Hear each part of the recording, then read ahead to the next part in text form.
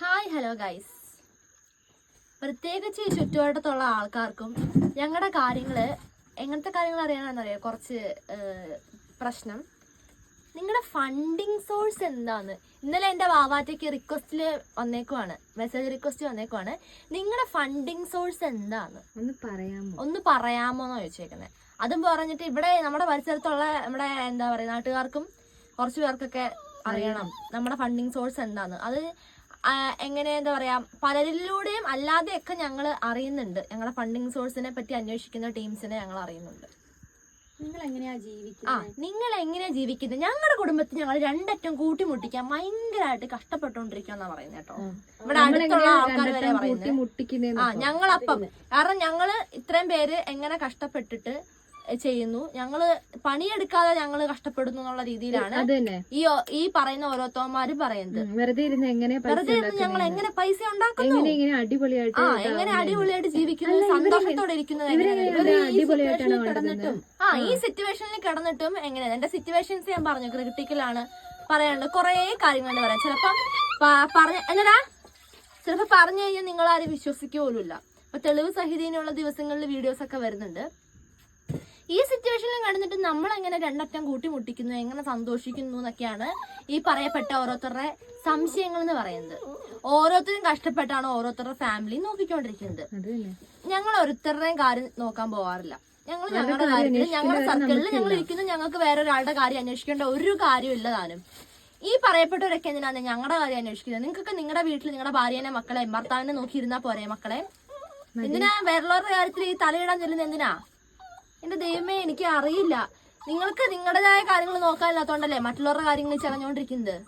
കമന്റില് message അയച്ചു വെച്ചിട്ടുണ്ട്. Message അല്ല, ഇതിപ്പോ ഒന്നും രണ്ടും പ്രാവശ്യത്തെ ഒന്നുമല്ല, കമന്റിലും കുറെ വന്നിട്ടുണ്ട്. ഞാനതിട്ട് ഇഗ്നോർ ചെയ്ത് വിട്ടിട്ടുണ്ട്. ഇപ്പൊ ലാസ്റ്റ് ആൻഡ് ഫൈനൽ ആയിട്ടാണ് ഇപ്പൊ മെസ്സേജും കൂടി അയച്ചു ചോദിച്ചേക്കുന്നത്. എടാ, നിനക്കൊക്കെ ഫണ്ടിങ് സോഴ്സ് അറിയണമെങ്കിൽ നീ ഇങ്ങോട്ട് വാടാ, നിനക്ക് കാണിച്ചു തരാം ഫണ്ടിങ് സോഴ്സ് എന്നതാന്ന്. നീ ഇങ്ങോട്ട് വാ. ഇങ്ങോട്ട് വന്നിട്ട് ഫണ്ടിങ് സോഴ്സ് അറിയാൻ വരുന്നവരോട് പ്രത്യേകിച്ച് ഒരു കാര്യം പറഞ്ഞേക്കാം, ഇവിടെ വന്നാൽ പിന്നെ ഞങ്ങൾ വിടില്ല. ഞങ്ങളുടെ സോഴ്സ് ശരിക്കും അറിയിച്ചിട്ട് കാണിച്ചിട്ടാണ് വിടുള്ളൂ. ജീവനോടെ സോഴ്സ് അറിഞ്ഞിട്ട് നീ പോവില്ല.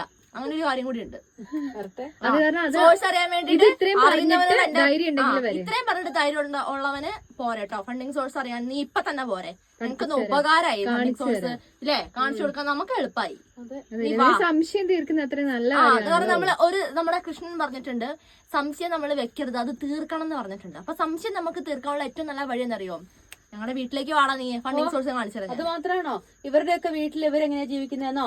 ഓരോരുത്തരുടെയും വീട്ടിൽ എല്ലാരും കഷ്ടപ്പെട്ടും എല്ലാരും അധ്വാനിക്കാതെ ഒരു രൂപ പോലും നമുക്ക് ഉണ്ടാക്കാൻ പറ്റുമോ? പറ്റില്ല. എല്ലാരും എന്ത് ചെയ്താലും അതിന്റേതായ എഫേർട്ട് അതിന്റെ പുറകിലുണ്ട്. ഇത് പുറത്തിറങ്ങി നമ്മൾ ഇവന്റെ ഒക്കെ അടുത്ത് തട്ടിപ്പറിച്ചോണ്ട് പോയിട്ട് വാങ്ങിയിട്ട് ജീവിക്കുന്ന പോലെ.